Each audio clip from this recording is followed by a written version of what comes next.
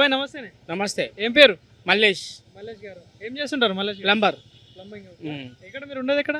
ఈ పక్కకే మన ఈ కమాన్ పక్క గలీలా area? Patel Nagar. Area Patel Nagar. Patel Nagar. Okay. ఇది అంబర్పేట కిందకి వస్తుంది. అంబర్పేట కిందకే వస్తుంది. సికింద్రాబాద్ పార్లమెంటు. బాబాయ్ మరి ఇక్కడ ఎంపీ ఎవరు తెలుసా?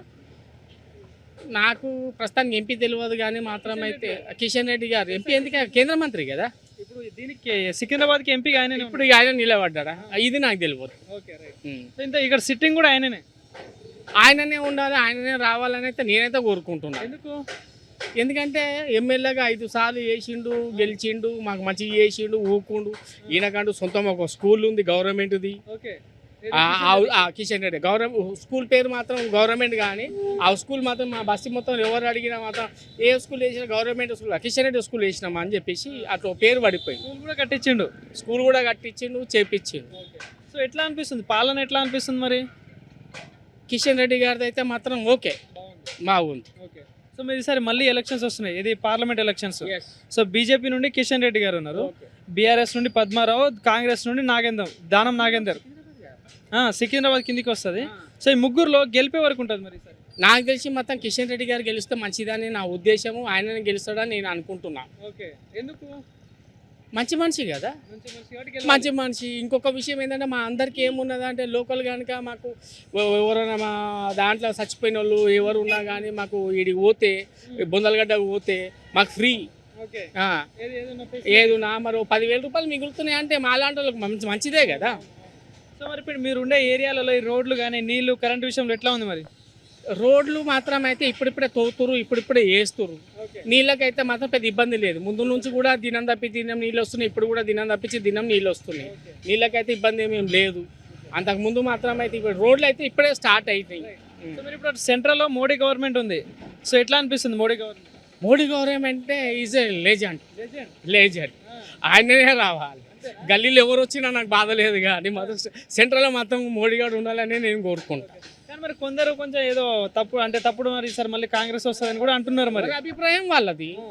నా అభిప్రాయం అయితే నేను ఇదే కోరుకుంటాను. నేను ఎందుకంటే మరి మంచి అది చేయడానికి పిల్లలు ఉన్నారా, పిల్లం ఉందా, ఏమున్నది?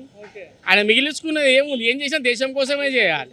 ఎవరు చేసినా కానీ వాళ్ళ స్వార్థం కోసమే చేయాలి.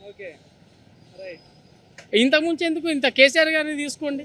కేసీఆర్ గారు కూడా ఇంతకన్నా ఏం చేసి సిటీలో గెలిచిండు కానీ ఊర్లో ఎందుకు ఓడిపోయింది? మరి ఊర్లో 24 గంటల కరెంట్ ఇచ్చిండు. మళ్ళీ ఊర్లో గెలిపించుకోవాలి.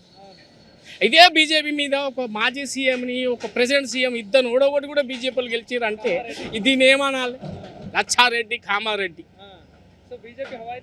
ఉన్నది, ఉండాలని కూడా నేను కోరుకుంటున్నాను. సో మరి ఇప్పుడు తెలంగాణలో 17 స్థానాలు ఉన్నాయి. మరి ఈ 17లో బీజేపీ ఎన్ని గెలవచ్చు మరి?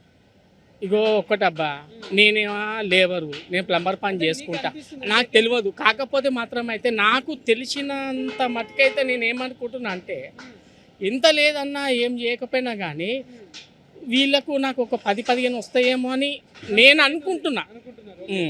ఏదైనా నా పర్సనల్ డిసిషన్. సో మరి ఇక్కడ ఉన్న కాంగ్రెస్ గవర్నమెంట్ 100 రోజుల పాలన అయిపోయింది.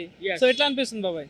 ఇప్పుడు రేవంత్ రెడ్డి గారి కోసం మనం మాట్లాడాలంటే ఏం చేయాలంటే రేవంత్ రెడ్డి గారు నాకు పోయిన నెలనే నాకు కరెంట్ ఫ్రీ ఇచ్చిండు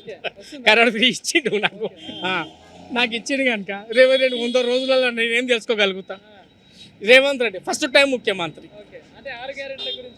6 గ్యారెంటీలకి అయితే నాకు ఆల్మోస్ట్ అయితే నాకు కరెంట్ ఫ్రీ అయితే వచ్చేసింది ఒకటి. రెండవ విషయం ఏముంది, ఇంకా కన్మే అయితే నాకు ఇంకేం రాలేదు. అయితే నాకు వచ్చింది ఇది చెప్తున్నాను, ఇట్లా కాదు. కానీ 6 గ్యారెంటీల కోసం రేవంత్ రెడ్డి గారు అయితే కొత్త 100 రోజులలో మనం ఎట్లా మనిషిని డిసైడ్ చేసుకోగలుగుతాం? 3 నెలల్లో మనం చేయలేము. కొద్దిగా పోతుంటే మనం చేస్తాడేమో అని చెప్పేసి ఒక నమ్మకం అయితే ఉన్నది. Right, thank you. ఓకే.